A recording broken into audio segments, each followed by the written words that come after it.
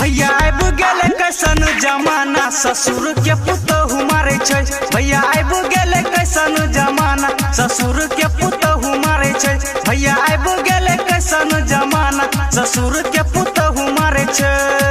मर्द सब के इज्जत गेले लूट हो घर में चले छै मौगी के जुद सब बिगड़ल जाय छै जानाना ससुर के पुतहु मारे छै। भैया आबि गेले कैसन जमाना मर्द के है बहू मारे छै।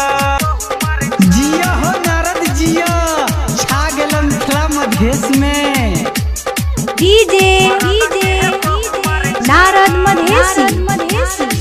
मौगी के जब जब उठे छै दर्द गोर दबाई दै छियै हो मरद गोर दबाई दै छियै हो। हाँ हाँ मौगी के जब जब उठे छै दर्द गोर दबाई दै छियै हो मरद।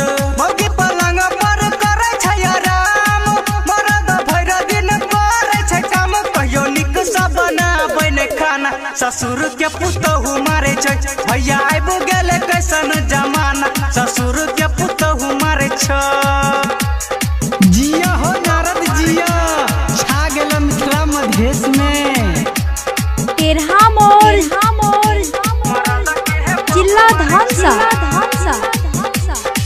राइटर सनी कहे कलयुग छै भैया सबसे बढ़ कऽ छै 100 रुपैया।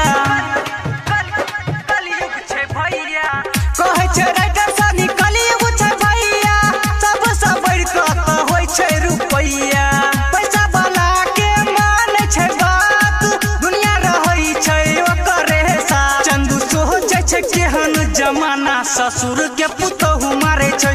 भैया आबि गेले कैसन जमाना मर्द के है बहू मारे छै। मर्द सब के इज्जत गेले लूट हो घर में चले छै मौगी के जुद सब बिगड़ल जाय छै जानाना ससुर के पुतहु मारे छै। भैया आबि गेले कैसन जमाना मर्द के है बहू मारे छै। जिला धनसा।